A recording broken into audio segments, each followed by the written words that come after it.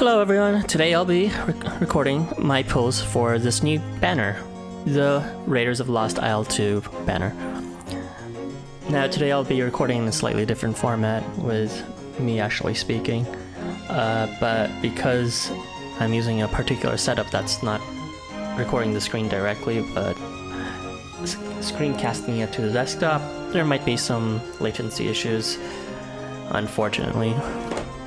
And also, I'm also quite new to this format, so bear with me if I'm not exactly speaking up to speed or if I'm not fluidly moving from subject to subject. Okay, so for today, we are going to look briefly at each of these units before I pull. We've got 4 feature units, 5 if you count the shop unit, and I'll briefly go over each one. Although you can see yourself in the wiki, which is linked in the description, what they do, and you can see that for yourself. So, going over Dagon, one of the 5 stars of this banner.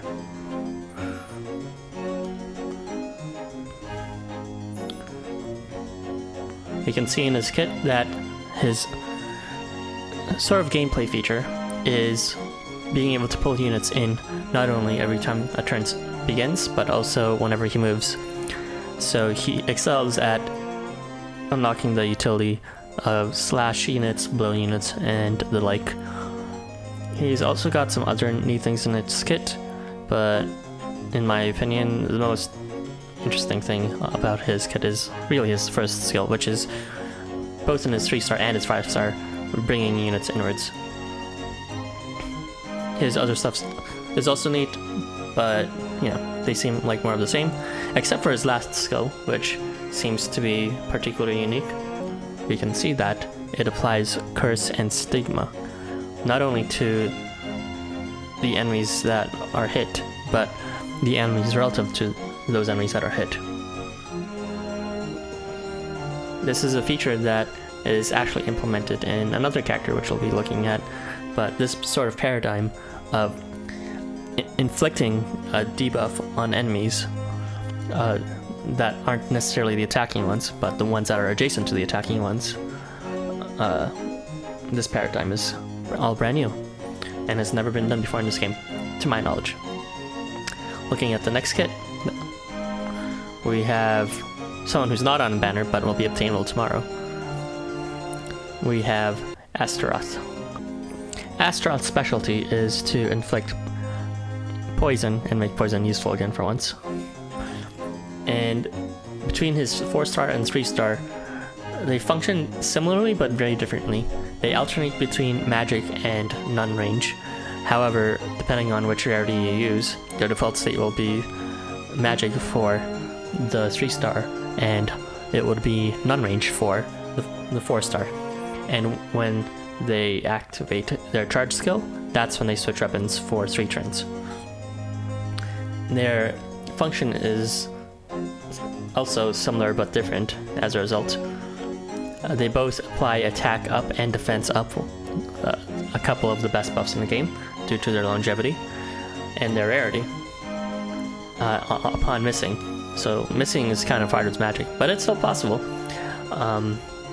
with his 3-star, and that makes it quite covetable for the 3-star's usages in large maps, so that he has an easier time missing. It's also better in his 3-star to activate with a much more generous activation rate of 70% at skill level 100 for defense up. Oh, at 50%, I misread, at 50% activation rate upon missing for defense up, as well as attack up when missing. This rate is a bit lower in his 4-star, which is only 30%. However, the trade-off is that he's quite a bit hard-hitting in his 4-star due to a number of abilities such as weakness and attack up. So just by naturally existing, he can hit enemies quite hard. for 4 times the damage. Basically, almost like a perma-crit in a sense. He can also bestow combo to himself, ensuring that even on the same turn that he charged skills, he'll still miss immediately after, thus unlocking attack up and defense up for his allies that are adjacent. However, this is at a much smaller range, directly adjacent instead of 1 square away, and at a much lower proc rate too. So there's a trade-off. The 3-star is better as a buffer, provided you can miss, and the 4-star is better as a straightforward attacker. Looking at the next kit, we have Tangaroa. Tangaroa works nicely as a buffer, but he works uniquely in that he buffs people when he gets hit. He buffs himself, and then when he's hit, he spreads those buffs to others. He's basically taking a bit from Silent Kimura and then changing its functionality completely. Instead of spreading it when moving, like Silent Kimura does, what he does is he acts as a sort of tank. He has both unction and protection that he can activate when moving and before receiving damage respectively, and both of these can be spread to the allies that are directly adjacent. He also has some other neat things that he can spread, like Nourishment and Vigor, 2 attack buffs, so he can spread 2 attack buffs to the allies adjacent to him. Now, that makes him one of the most powerful potential attack and defense buffers. His main issue is, of course, he has to get hit to actually be useful, and you have to move him to make use of 2 of those buffs. He also has a pretty cool double lock at all range, although everyone is mean to skill locking skills these days in challenge quests. And on top of that, he loses CP every time he gets hit, which is his main gameplay mechanic. Sort of like Furufumi, CP subtraction skill forces 2 different gameplay styles to be partitioned from each other. Next up we have Kijimuna. Kijimuna I was sort of excited for just because his regular was the best binder in the game, and reading his GoGo translated version of his first 2 skills, it seems like he was gonna continue being one of the best binders of the game. And in a sense he is, but his gameplay style is very different from his regular. Quite a bit different. When he gets hit, he inflicts bind not only to the enemy, but also to the enemies that are adjacent to the attacking enemy. He also does something similar with Break, and he's got some other neat things on his kit, but those are the 2 most interesting things I can think of. And that is basically the new paradigm I was referring to earlier again. Being able to inflict a debuff to enemies that are adjacent to the target enemy. This was, in Dagon's case, the enemy that you hit, and in Kijimuna's case, it's the enemy that's hitting you. And lastly, we have Robinson.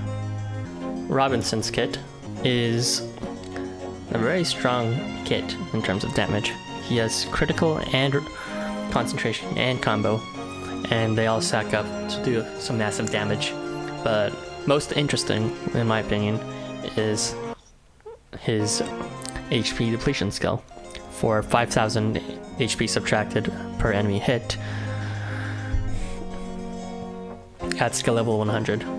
Now the main issue with that is it's such a low proc rate that it might not be something you can always rely on, but when it does activate at 20% or 30% or 40%, depending on if concentration and glint are activated, which they can every turn, then Robinson might just be your best way to deal with not just evasion, but any defensive buff, as 5,000 HP will be subtracted no matter if you have tenacity or protection or evasion on your units or their units.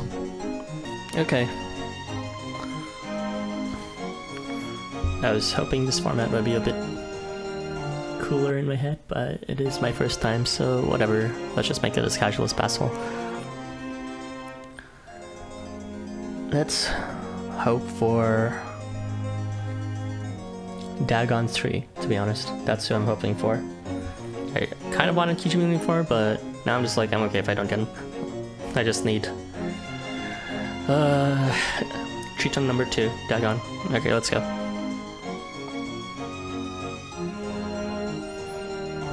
Who's it gonna be? Who's it gonna be?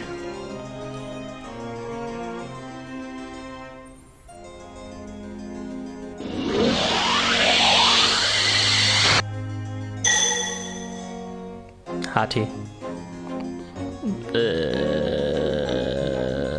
Moving on.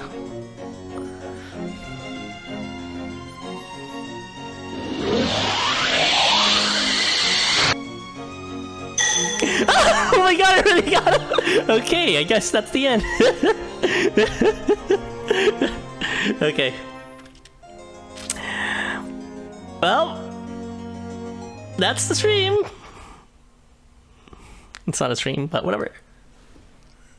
かの失楽園よりよくぞこのダゴンを呼び寄せた。供物を捧げ我が深淵に溺れるがいい。ついに会えたのだな、我が同族よ。 Oh my god, his voice is so good. Okay.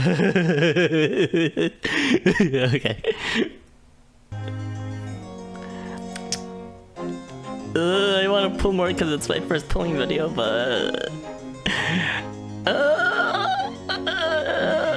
should I? Whatever.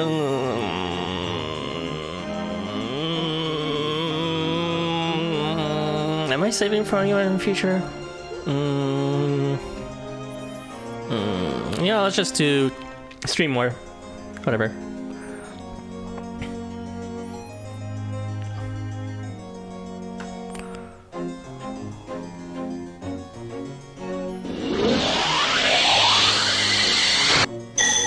Hi, Fenrir. Sorry, Fenrir, but Kijimuna is the best binder one hit now. So, not quite the binder I'm looking for. You're still a Jiro though, so... Wait, oh my god! It's Tangaroa, which, you know, it's like, it's much better art than his original, but... Okay, let's listen.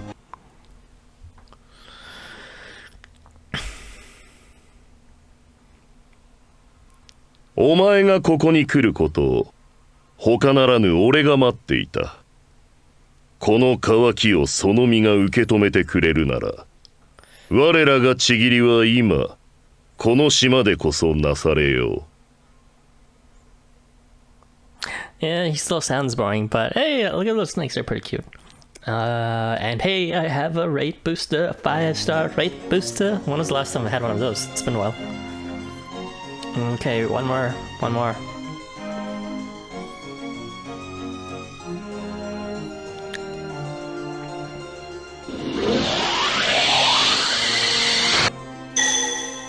Kashi! Kushi. He's cute. One of the reasons why I got in this game. But he's not why I'm pulling. Whatever. Okay, that's enough for today. Thanks for watching. See ya!